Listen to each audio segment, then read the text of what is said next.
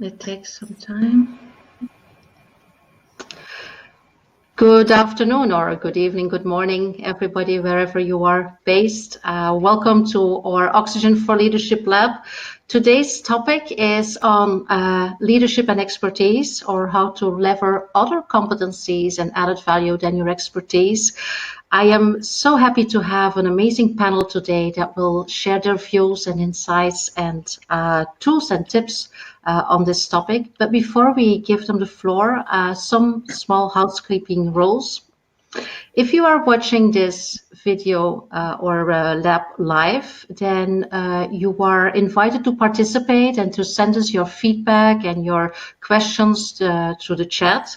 So just to make sure that you can hear us and that you can see us okay, please put something in the chat. Let us know where you're from, how the weather is, what you're expecting from today. So we are sure that you are all in a good position to learn as much as possible from this lab. If you are watching the recording of this leadership lab, then you can still participate in the chat, because whatever you put there as a question or a feedback, you will send us an email so we can deal with it within 24 hours. And live participants and recording viewers can also get some very interesting giveaways that we have provided for you at the end of the Leadership Lab. So even if you're not watching live, if you watch the recording, you can still apply for the giveaways at the end of this webinar. So you have all the reasons to stay until the end. So welcome. Let's check the chat, because apparently... Okay, so I see Marleen from Belgium. Okay, very nice. So Erna, good afternoon. So I guess people can hear and see us. The chat is working, so we can start. So let's introduce our four panelists. Who wants to start? Please take the floor. Shall I start? Yes, of course. Thank you, Monique. Okay. Yes, my name is Monique Janssen. I'm Dutch originally, and I'm based in Madrid, Spain now, where I am partner and consultant in a niche consultancy. It's called Bullion & Partners, and we dedicate our lives to transforming companies from product or service centric to customer centric. So it's about customer centricity. There's a lot of things in customer centricity that are affected if you want to focus more on the customer management level, leadership level, but also processes, technology, talent. So we follow all these aspects through with our customers, and we can help them through either consultancy, coaching, mentoring, training on all of these areas. And help them make the transformation real. And happy to be on your panel, Helena. Happy to have you here, Monique. Thanks so much. Anna, can you go next? Sure. It's lovely to be here. Thank you, Helena. My name is Anna, and I'm a co-founder and a managing partner of a boutique consultancy in Brussels. I'm working a lot on with individuals and helping individuals align their personal and professional vision, as well as, especially in today's world and thinking of the future, helping people to develop a change mindset that will set them up for the environment that we are already experiencing, where change is happening at an ever more increased and exponential rate and speed. And so that we're able to actually thrive and not only survive the change, but actually drive it and make it happen ourselves. And similarly, I'm working with organizations to help them develop approaches that allow them to become more agile and to actually drive and shape change at a systemic level as well. Okay, great. Thank you so much, Anna. Claudia, please. Hello there. Lovely to be in this room. Thank you, Helena, for the invitation.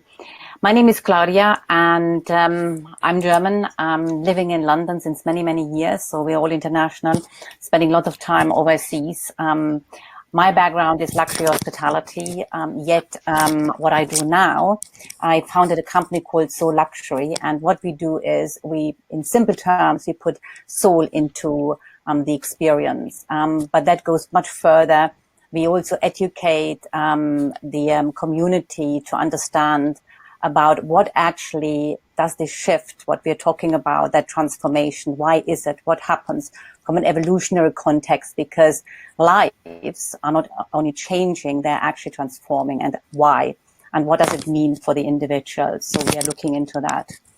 Thank you. Amazing. Thank you so much. Samir, please. Hi, my name is Samir. It's a pleasure to be here amongst the esteemed panelists. And thank you, Helena, not only for today, but also for building a community of like-minded people, which I think is the most precious thing. I'm the CEO and co-founder of Blue Ocean Global Technology. But I would say first and foremost, I live my life by what Churchill said, and that's we make a living by what we get and a life by what we give.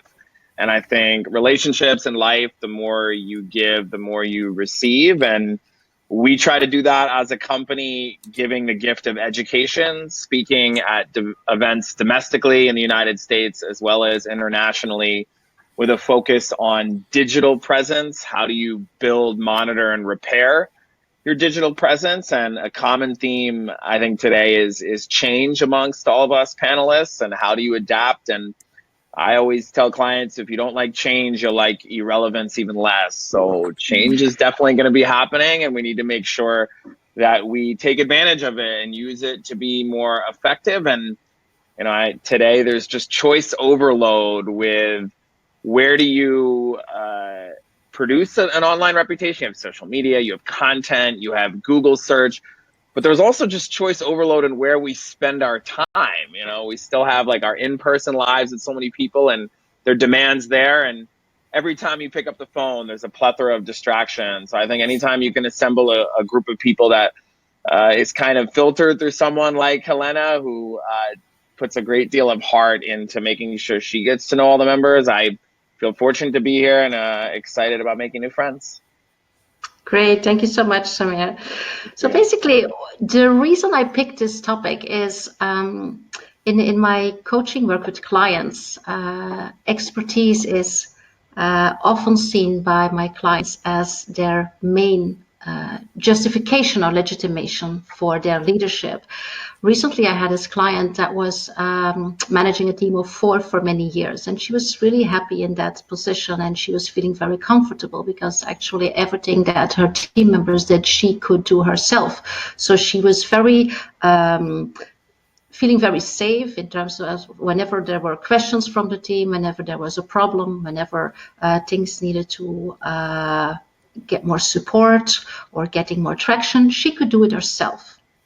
Recently, she was promoted, and now she's managing a team of 40 people all over the world, different departments. And some of the departments, she doesn't get a clue what it is about. Now, I'm exaggerating a little bit, but anyway, she felt very, very insecure in taking on that position because she felt that because she did not manage the technicalities and the job contents of the people that she was supervising, she felt she was not entitled to lead them. And so it took like 2 sessions in order to get there. And I'm not going to disclose here where we got, but we might have some of the things coming up in this panel. So my question to you as a panel, and also to you as an audience, is how does that resonate to you? From your own experience or from experience with clients or with people in your surroundings? How does this resonate? If I may start, I also work a lot with a recruitment agency.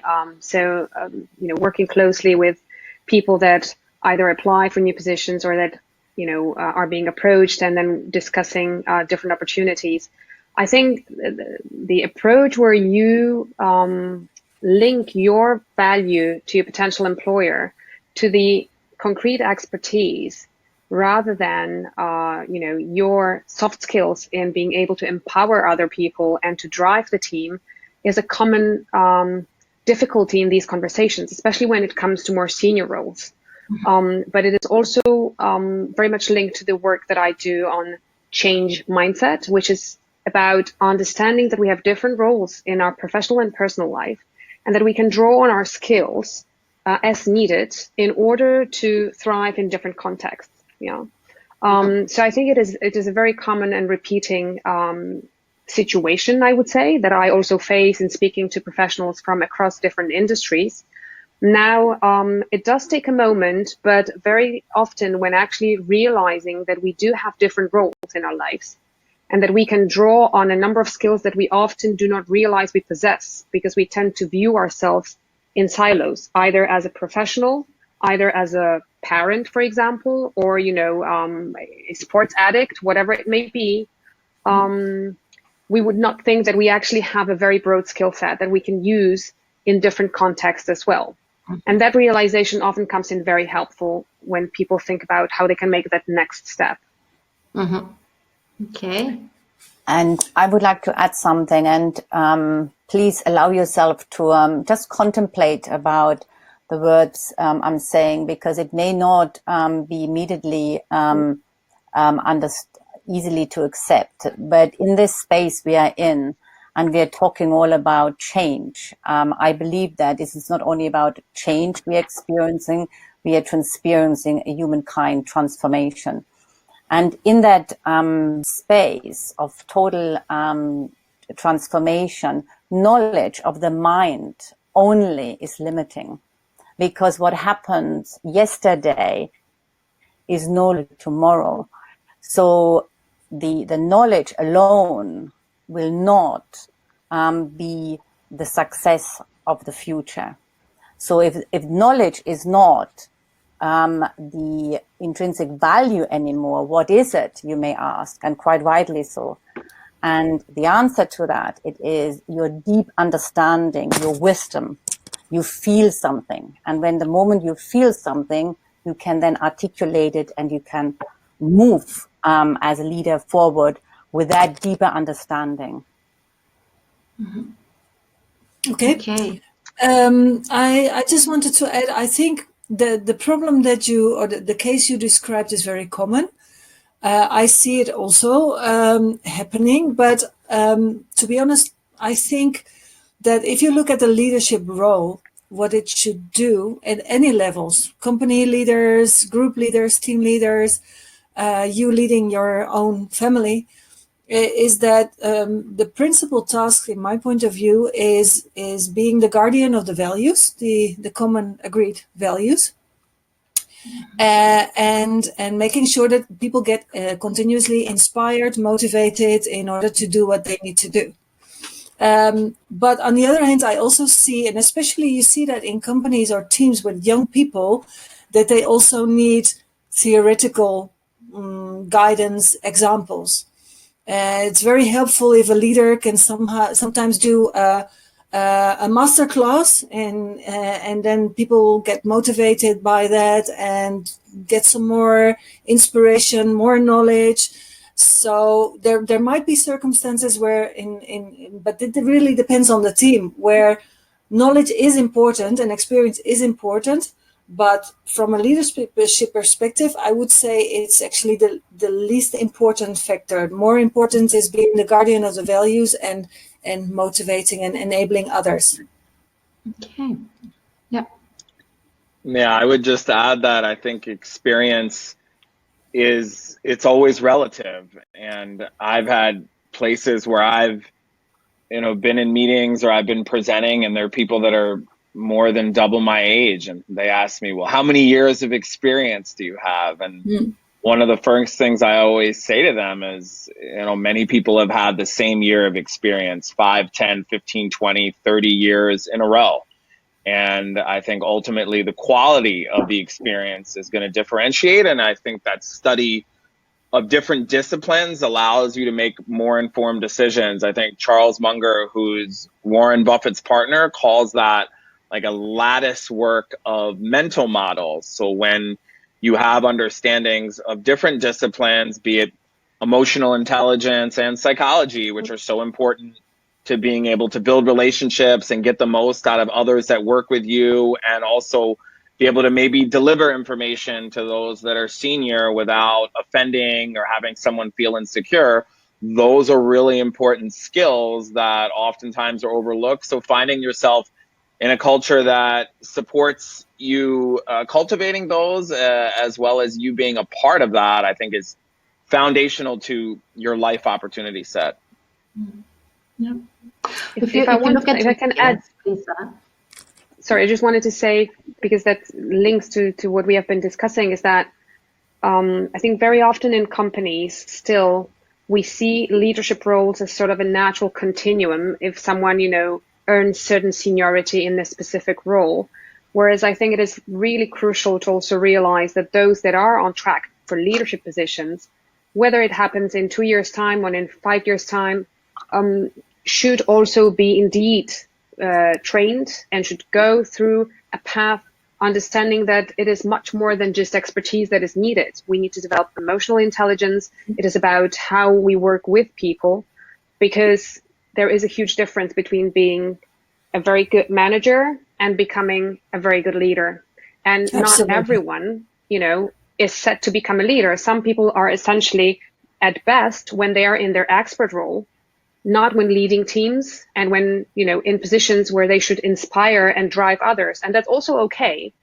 There should be no stigma around those that are not willing to become leaders, that just want to be, great experts in what they do. Yeah, absolutely. Now, if you look at the leadership models, they have evolved over the centuries because like in the 60s and in the 70s, and I sometimes encounter leaders that are still in that modus, the leader was supposed to know it all. So expertise was a very, very important feature in leadership. Nowadays, we talk about shared leadership, we talk about participative leadership, because a leader is not supposed to know everything. He doesn't need to know all the answers. And it is like Claudia already said, the world is changing so much, it is impossible to keep up with expertise and with technicalities. The thing is that a lot of people have a challenge in replacing or adding other competencies to their leadership role than expertise. So how can you help them investigate and look what added value they can bring beyond the expertise? I think to add to what you said, Elena, I think we need to become very aware that the hierarchy in the world is actually changing. We used to have that hierarchy from the top down, and actually that was an easy way to follow, because you knew, you knew what you were to do. Even as a leader, you had actually quite limited space to, to be that leader. And then we moved into authentic leadership. But now we are in the Aquarian age where everything is flat. And we need to be mindful that the structures in businesses are falling apart. If you think about, cryptocurrency, blockchain, etc., there is no structure anymore, and all these developments are actually having an impact on leadership, because there is no tangible. Everything becomes intangible. So what becomes tangible is actually who we are being, and our own self-understanding in the world, and how we need to go about addressing our own role as leaders. So coming to, to be very precise in terms of answering your question, Helena, I think the value as a leader is the more you know yourself, the more you can actually become that leader of essence in that new world. And that means different things to different people, because we are all unique. And that's why there is no blueprint anymore, as I see it. Yeah. Somebody wants to build on that? I agree with what has been said, indeed. And I think what we could reflect upon is, if we imagine what the world is already looking like, but definitely will look like in the future, with continuous exponential change, which essentially means, as the philosopher and historian Yuval Harari mentioned, we think about change in the future using concepts that are valid for our current state. But most probably, what we will witness is not going to be one big disruptive change and then the new status quo, but continuous change, which means that it will physically be impossible to be an expert on everything. At the same time, the focus on how we can actually bring in additional values into inspiring people, influencing people as well, will become much more important. And that is not a new concept. I mean, if you think, years back, we've already had the famous quote that people will most probably not remember, what you did or how you did it particularly, but actually how you made them feel. It links very nicely to the importance of building relationships and building impactful relationships so that you give value to others, you empower others, and that's how you can drive your leadership position as well, by engaging with other people. Mm-hmm. I think it's very important what you just said on empowerment, because if you give people the trust and empower them to make decisions however they feel that's needed, or they develop new products and services however they feel it's adding value to the business and to the customers, there is absolutely no need to, on a quality level, on a detail level, to be there for these persons, because they will have other peers that they see as their influences on a technical stance.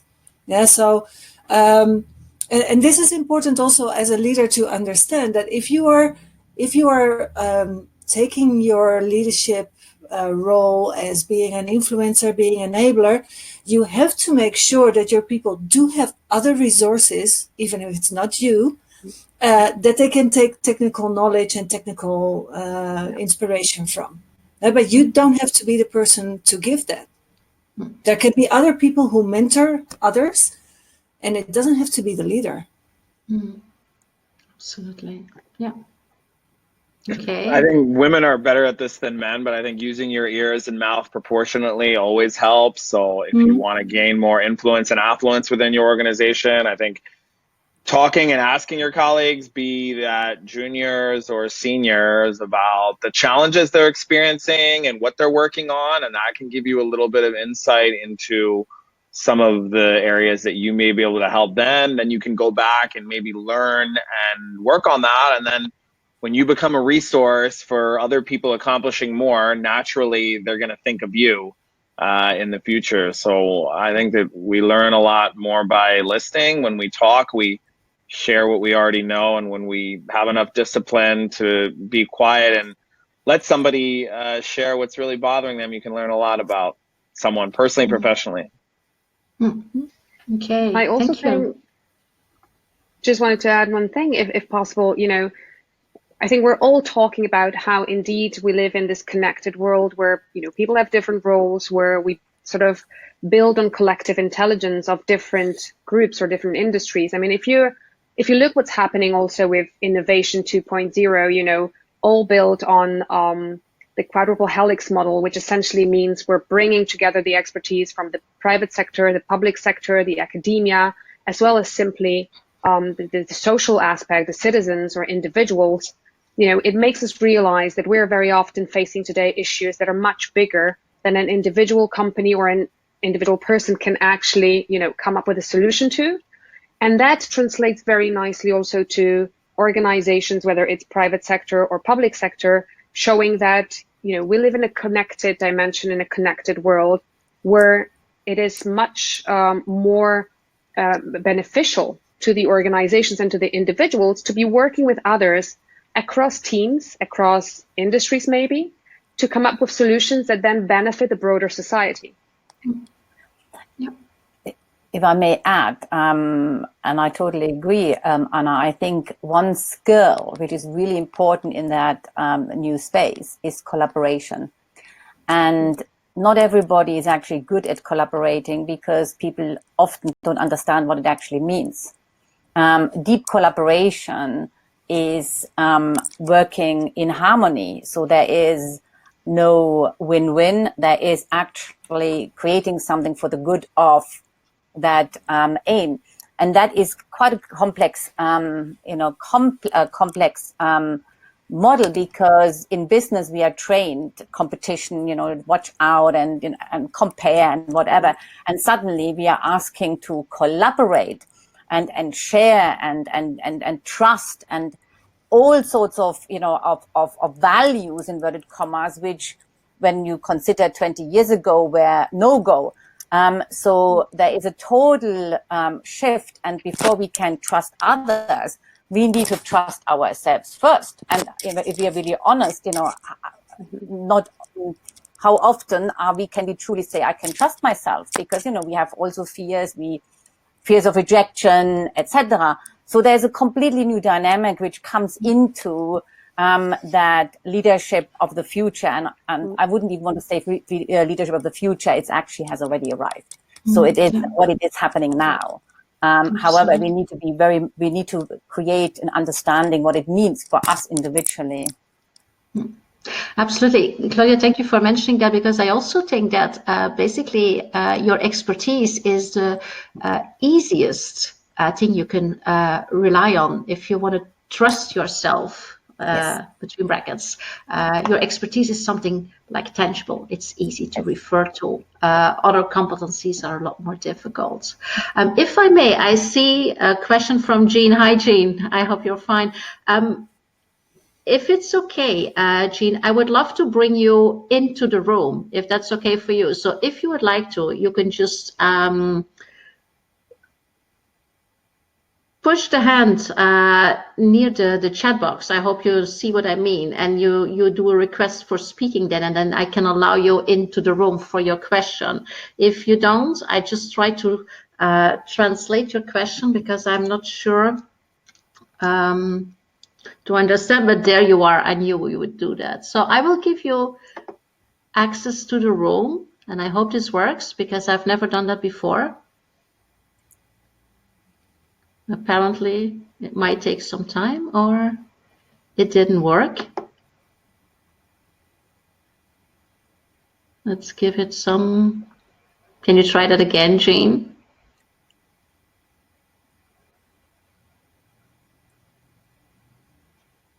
Let's see what happens if he gets in. But Jean asks if the value that you are, isn't the value you are in a position to contribute is based on the breadth and the depth of your network. I think this is already something that was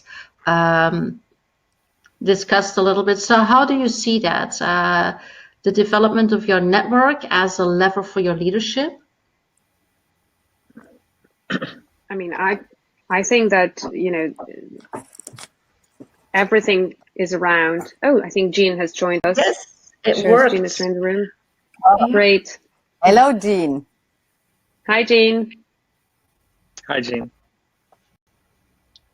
Can you probably, oh, there he is. Yes. We can't hear you, Jean. You have to put on your, you have to unmute yourself. Is that better? This Yes. is great. Yeah. Welcome, Jean. Welcome, all. Hello. This is sort of unexpected, but whatever. I can relate to the discussion quite well, because I remember the pain associated from moving from a situation where I could, in fact, do the job of everyone that I was responsible for, to being in a position where I couldn't actually do the job of anybody that I was responsible for. Mm-hmm. And it took a while for them to teach me what I needed to know about leading. Okay, so that, it's painful to be in a situation where you have to admit, I don't know much of anything, but you can. I read a lot of books on leadership, and Leadership is an Art by Max Dupree is one of my favorites. And in there he said, the first responsibility of a leader is to define reality. Mm-hmm. And the last responsibility is to say thank you. And it will. And the other thing he said is, you should think of a leader as a bus driver. If you don't take people someplace they're interested in going, they're likely to get off the bus. Mm-hmm. So. That's a nice quote. Yeah. Yeah. So how did you find your added value other than your expertise then? Well, it was. A lot of asking questions and listening to the answers, and understanding what the group needed that I could provide. To to go to bat for them with the rest of the organization and stand up for them, to ensure that all of the people in the group felt validated. I think that's the one thing I think that people want more than anything else, is to be validated. Mm-hmm. You can state it in lots of different ways, but for me, it all boils down to you have to validate people so that they have a sense of meaningfulness and purpose, that they know that their contributions are appreciated and actually making a difference. So I did really important things like emptying garbage cans and washing windows and giving back rubs and, whatever people needed. Go out and get dinner on weekends when we worked all the time. And yeah, amazing. Yeah, learning, being able to learn or being prepared to learn as a leader is, I think this is relatively new now, that a leader can actually recognize, I need to learn from my people, and I'm willing to learn. I'm happy to learn, and I'm happy to listen. This is something that just works, but it takes courage. It takes courage as a leader, as Jean just said. It's not easy, but people will empathize with you. They will understand that you can't know what they're doing from day one, or you will maybe never know what they're doing, but you need to be there for the things they want you to do for them. And so, for some people, it might be on a technical level. For other people, they just want motivation. Other people want full autonomy.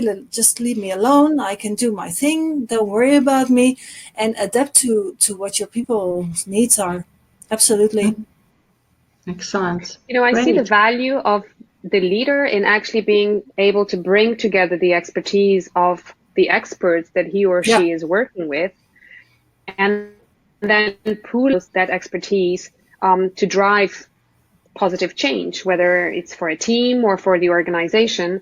Now, I personally believe that someone that is keen to admit that, he or she does not necessarily know everything about a specific aspect will be much more appreciated than someone that pretends everything and then can actually undermine the quality of the work that the team is doing, because, they're trying to influence decisions and work that they have no clue about, where others can actually be much more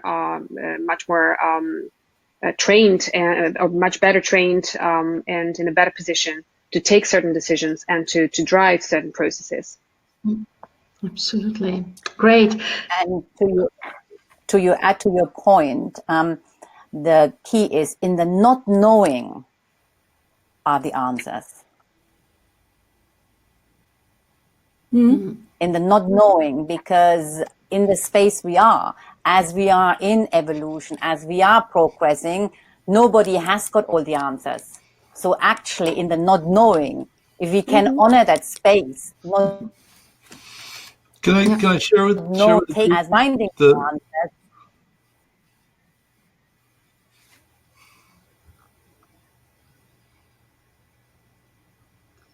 Yeah, Claudia's frozen a little bit. Okay, Jean, do you want to add something? Or Samir? Yes, I'm raising my hand to make sure I get called on. I was just going to say, Jean, I appreciate the question. And I'm oftentimes asked about like the power of relationships and then how much does your network matter? And the way I usually explain it is that, I usually ask an audience, like, how many people have heard it's all about who you know? And many people raise their hand and say yes. It's like ability without opportunity is nothing. So you need to use your technical skills and knowledge in order to build relationships and show your expertise, but then use those relationships to learn from those people and grow and build more on the knowledge side and kind of keep using that cycle. So if you don't constantly add value to yourself and to other people, so it's kind of a balance. Knowing a bunch of people, well, you're not going to build deep relationships unless you have some sort of knowledge, expertise. But if you just have the knowledge, expertise, and you're not applying that to building relationships, then you're kind of stuck in, just being kind of a textbook per se, as opposed to someone who's connected. So I think the overlooked element is to continue learning and using that new knowledge then to find new people and then learning from those people. And I think that that's one thing I've just tried to improve, but I think your question is a good one. Okay, great. Thank you so much for joining us, Jean. It was great having you here. I'm looking forward because Jean will be one of our presenters or panelists in a next session. So it's great to have you already here. See you later. Bye. Well, I didn't want to leave See you, yet. Jean. Oh, you didn't want to leave yet? No, Well, you can no. still I would like to share with the group the most courageous thing I've ever done, at least from my perspective. And that Please do. is when I ended up responsible for this group of people that I didn't know how to do any of the things that they did. And after several months, I realized there were things going on that I didn't understand and I didn't know about, and they wouldn't tell me, okay? Because they were afraid. So I called 5 managers into a conference room, and I said, I want the 5 of you to do a SWOT analysis of me. What am I doing that's helping? What am I doing that's not helping, that I should stop? What do I need to improve? All 4 categories. And I want you to put the answers on the board. And the ground rule is that when I come back, I will not debate any of the comments. I'm only allowed to ask questions to understand. And I left. Longest 30 minutes of my life. Oh, yeah. And when I went back, I learned a lot. And they learned a lot because they were talking to each other in a way that they normally don't talk to each other, by focusing on me. And the responses were reserved, and I sort of expected them to be, but I took what they created and I posted it on the wall next to my desk. And I worked on it. And 3 months later, we did the same thing, and they got more and more brutal, or honest, or however you want to look at it. And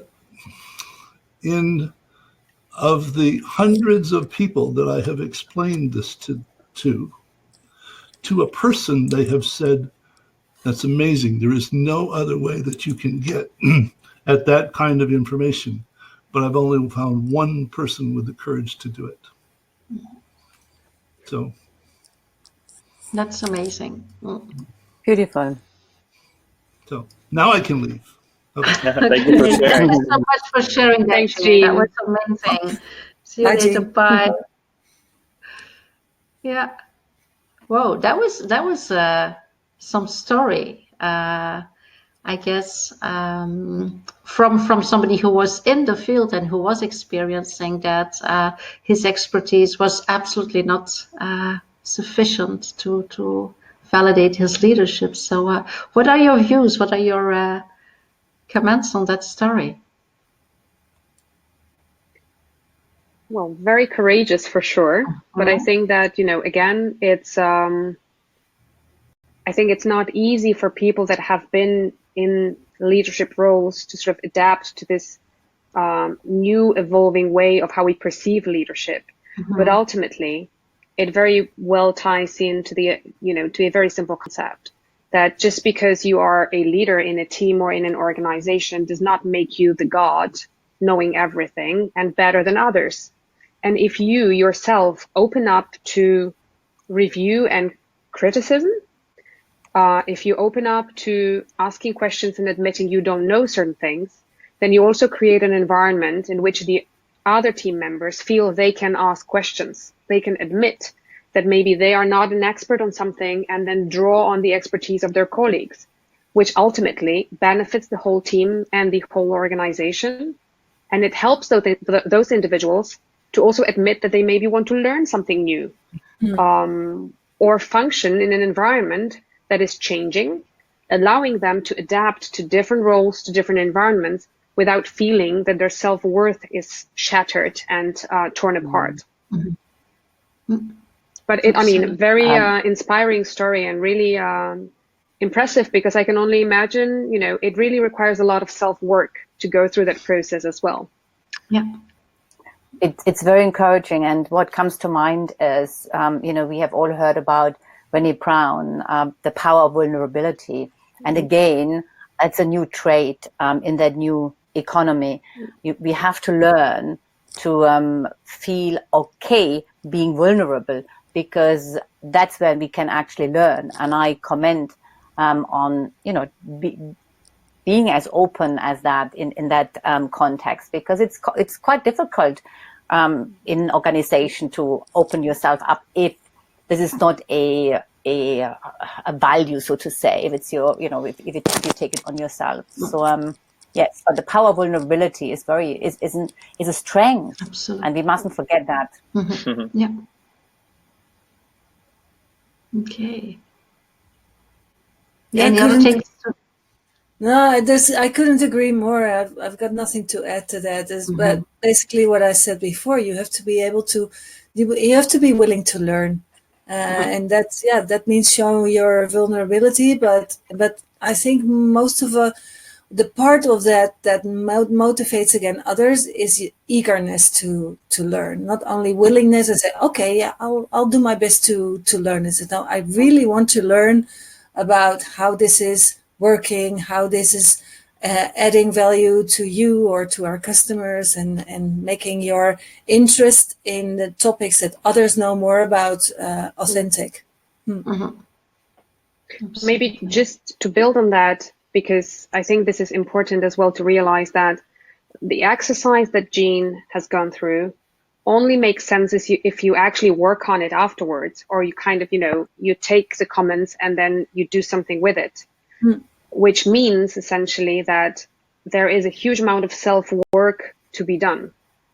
Because if the exercise is just to, ask the colleagues to do their job, to post the comments there, but then you just say, okay, thanks, but you sort of go on with business as usual, then it will definitely not increase your standing as a leader and your credibility. That ties in also to the power of vulnerability. Helena, can I do an advocate of the devil topic? Yes, of course. Because I think we all agree, but I just want to do a reality check for a moment, and I also think that's what happening to the lady you spoke about in your introduction, is that I think it's on a personal, for each leader, it takes courage to change the leadership model and to be more vulnerable and to be learning and to be supporting others. But sometimes your organization just does not allow you to lead in that way. Yeah, and this is reality. So far we have been talking about the best case scenarios, but the reality is not like that, especially in large corporations. If you do things differently as a director of a department, the others will look at you and say, hey, what are you doing? You're being different, you're breaking the rules of the game.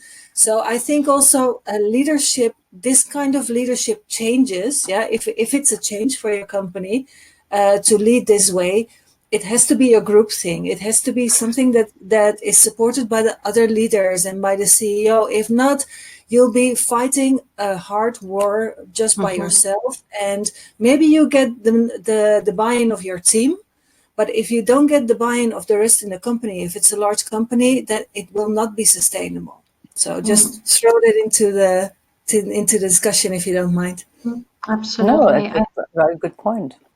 Yeah, I think it is a top-down exercise. If the top is not involved, or if the top is not sponsoring this, it's very, very difficult.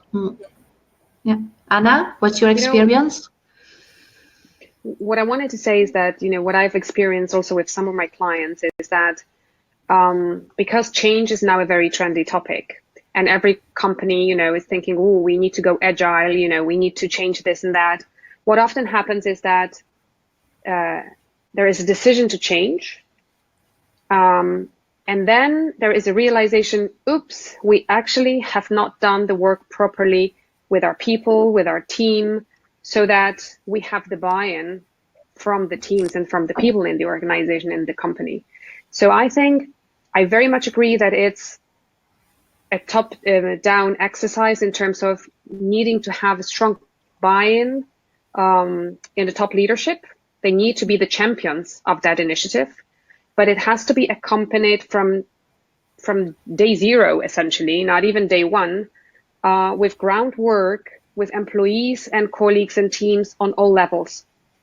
Because otherwise, what sometimes happens, especially in big companies where the tradition is that you have people that have been doing the same thing for 20 years, is that you have, boom, a big idea, but at a lower level, things continue as they have always been working, because the individuals don't really have the understanding of how they can actually jump on that new leadership concept. Yeah, absolutely. So it has to go hand in hand. Yeah, Samir, you are a CEO. I'm convinced that you deal with these topics and that you have a view on it. So how do you do it in your organization? Yeah, I even and I appreciate Nilofer's comment about title. Like, I resisted even taking on that title for I think 2 years. It was only recently because I think it was just more reflective of the responsibilities. So I would say first and foremost that, like, in our culture, every human being and everyone's like who they are generally does matter. So we kind of have a process at the beginning where people are encouraged to ask questions about everything, and we also involve them on very basic things. I'll give you an example.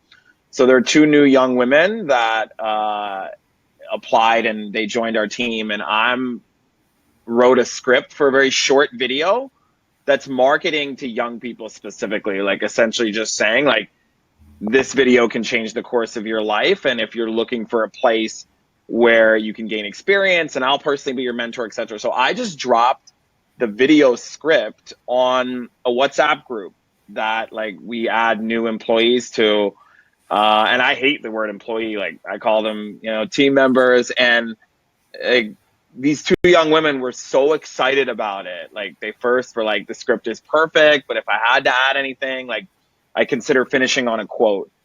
But later I found out that like the energy from just including them and making them feel involved, even though they've only been with us for maybe a month or so, like, pays its weight forward in their determination to contribute. So those same young women are deciding that, like on Saturday night, they'd rather have fun, go to one of our offices or work remotely from their dorm than they would go out with their friends and go to a bar, because they're having more fun doing that. So I think that has to be from the top down. Otherwise it doesn't work. I also think, knowing from experience and having been in larger companies, like a lot of people have assumed the title and they're not really looking to be difference makers or create a ton of value or change, and they don't have the skill set for it. They're not capable, and they're in many ways hiding behind that title. Like, they never thought they'd get this far. They're just happy to have that title and be at that point, and their whole mindset and their whole framework, which they themselves probably can't see, is around protecting that salary, that title, that opportunity, and making sure no one above them can be able to say, hey, like, this person isn't doing the right job. So by limiting ideas and change, you're exposed less, because naturally they wouldn't have the leadership or framework to implement those challenges. Like, I was very candid. I was part of an association and just kind of decided that, like, it was a law of diminishing returns. And the example I gave when I decided to resign is I said that, and I wrote this and I included every board member and like the key executives. I just said that, for an organization that has a staff of 40 people, you have 20 consultants on the payroll. And that just tells me that the leadership of this organization doesn't have the decisions. And like, my time is so precious that like, I can't fit anymore here. And I hope that there's changes in the future. So, I hope that's helpful, but I think that, as human beings, and like when you're well-intentioned, like, you can spend days, weeks, months, years, like, complaining and being like, well, this person doesn't get it. Well, you choose to wake up and go to work every day in that organization, and you've got a choice to start looking elsewhere or to kind of remain in a place where you're not being heard. And the difference between the two is similar to the difference between night and day, life and death. It's everything. If you're in a place where you can learn and grow and develop skills versus one where, hey, don't ask any questions. Absolutely. Thank you so much. Also, I love the comments that were put in the chat box by Nilüfer. Thank you so much for your contribution. It's time to wrap up because we're on the 50 minutes. So what I would like to do, or what I would like to ask is from our panelists, very, very shortly, if you would like to give one advice to the audience in order how to make the first move to activate leadership, what would that be? In the meantime, I'm going to one last advice for the audience based on what was brought here. What would that be? Well, it's basically based on my last comment. I would definitely recommend leaders who want to take on a new leadership role, which is more about enabling others and focusing on, as I said in the beginning, on being the guardian of the values and making sure that people grow in any ways, not just in knowledge, but also in other capabilities. Don't do it by yourself. Look for the support of your co-leaders, and do a group exercise, because you won't be able to manage it all just by yourself, unless you're all like-minded already and you're just finding it difficult and seek help and make that change yourself. But normally I would advise to, if you work on transformation, on change projects, on leadership level, to do it with the whole team. Okay, thank you for that, Monique.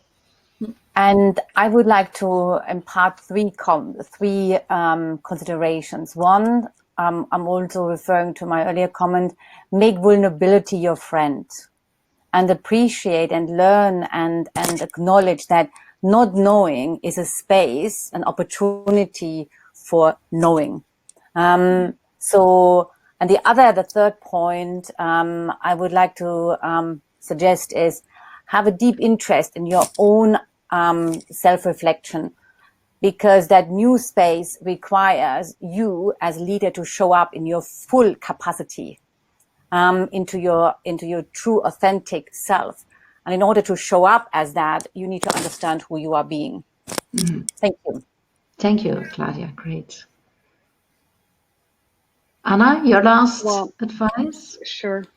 So I wanted to mention as well to maybe start with a self-analysis and a certain examination of self-awareness of where we are in our preferences in terms of leadership and working style, our self-biases and self-limiting beliefs that we also have, because understanding that and doing that also in written form to really have this properly analyzed is key to then moving forward and being able to develop and grow and focus our energy on developing the skills that we will need to thrive. Great. Thank you. Samir. Well said. And, I think that when you are in a situation where maybe it's not ideal, like it's so easy to, kind of complain and criticize. And I think it was Dr. Benjamin Franklin, any fool can criticize, condemn, and complain. And most fools usually do. And then it kind of becomes this bad circle. Bigger.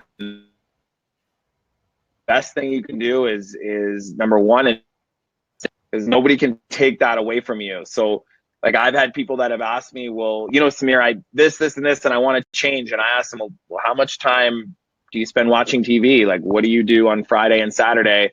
But then you wake up Monday, Tuesday, and you're not happy. So where's all the time that people who have done things in this world and are successful and maybe happier and more fulfilled, how have they been spending their time, and compare it to yourself? One of the questions that I ask people, like in our questionnaire for young people, is like, what's the last book you've read? Like, I think it's kind of innovative to read books these days. Like, people don't want to read because it's just easier to like watch what other people are doing on their Facebook newsfeed. So I think that, books seem to teach us that all of our original thoughts are not so original. So I think finding books that are interesting, like the most basic one, The Speed of Trust, or How to Win Friends and Influence People. I've read it 4 times and I've reread it, and you constantly apply it. And there's a big difference, I think, between reading something and understanding it and then applying it. And I think that's the biggest way to make change in your life, is going from, kind of theory to practice. So I guess the line is, in theory, there's no difference between theory and practice. And in practice, there definitely is. There's going to be no better way than to invest in yourself. And that's going to attract other people and other opportunities to you. Great. Thank you so much. Good. So I guess with this we come to wrapping up of our session today. And Samir, thank you for the bridge, because the first thing I want to present to you is the possibility to learn even more, because I'm inviting you for the next lab. That's on July 26th. It is about the perfection trap, and we have 4 great panelists again from all over the world. You should be able to see the information and the link. So if you just click the link, then another tab in your browser will open, and then you can just register for this. And you are, in the meantime, you are aware that even if you can't make it live, you can just register and receive the recordings afterwards. A second one that I promised last time is that I would like to offer, if I can get back to the offers. Yes, I'm going to remove this one. So you have like 3 more seconds to click that one. So the next offer that I have, and that is also adding to what was already said, is I offer everybody that participated, and also the people that are looking at the recording, to join the leadership community, for those who didn't do that already. So I'm giving this offer now. So it's the affiliate membership. So it's the paying membership level that I'm offering you for free for 1 year. So if you just click, and you can see your new logo. I hope you like it. I like it very much. So it is about community. It is about building knowledge. It is about connecting. So please feel free to join us, and you have a 1 year free affiliate membership. But our panelists also have some things to offer, so I will give back the podium to the panelists. By the end of this week or the beginning of next week, you will also receive a follow-up email from me with all the information that was or how you can reach the panelists and find additional information on their offers. So please, Claudia, let's start with you. What's your offer for the public? I deeply believe that transformation, what we have talked, starts with oneself. And very often in the space of business, we forget to actually take care of our own self. So I have written from my own experience, your 28 guide to self-love. It's a journal which helps you to really understand yourself. And I would like to make this available.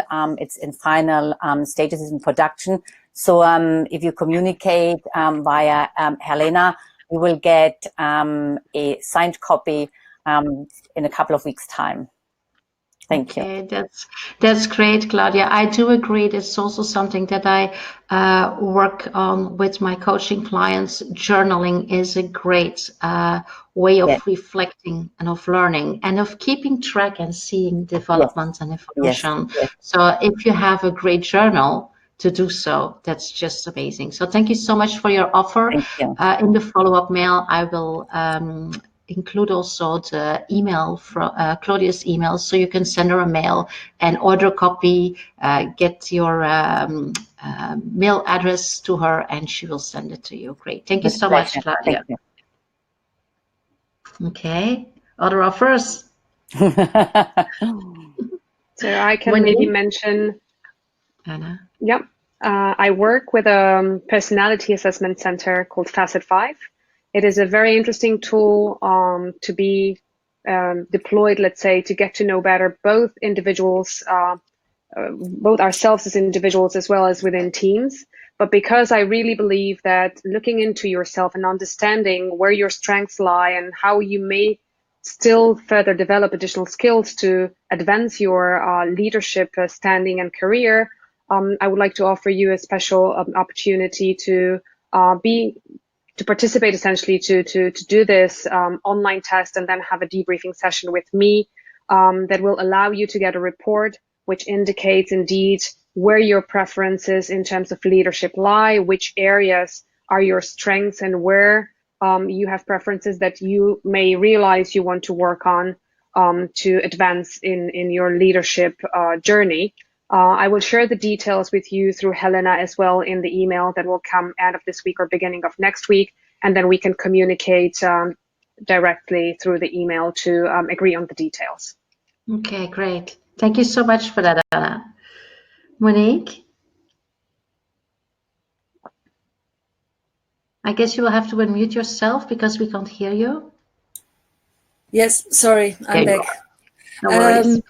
I would like to offer 2 webinar sessions with anyone who wants to join, not individual, because these sessions are more richer if they're done in a group.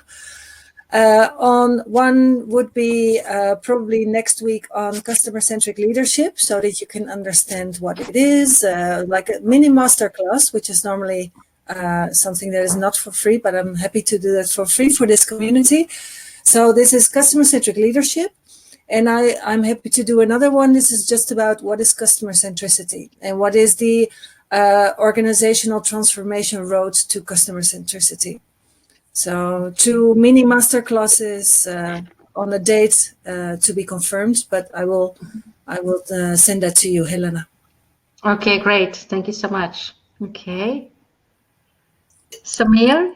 Yeah, I'm happy to give the gift of knowledge. So I've published many articles that are how-tos about digital reputation, and I think that's different for an individual as well as a company. And I think that understanding digital reputation is an easy way to not be overwhelmed by all these choices on the internet. And I'm happy to share those articles. And if anybody reads them or has interest in digital presence for themselves or their company, I'm happy to schedule a call and just learn more about what you might need and give you advice on how I'd do it if I were in your shoes. Okay, that's amazing. Thank you so much. So I'll make sure that all the email addresses and the URLs that are relevant to the offers are in the email that you will receive by Monday at the latest. So thank you so much for being with us, and thank you also for participating through the chat and even in the room.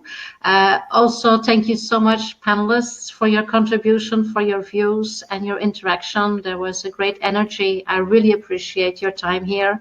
And we all have learned a lot, so we can now process and start to action. And I guess that what we have been offering as the giveaways will certainly contribute to do that. Thank you so much. See you next time. Bye. Thank you. Bye-bye. Thank you, Helena. Bye-bye. Thank you, everybody. Bye-bye. Bye. Bye.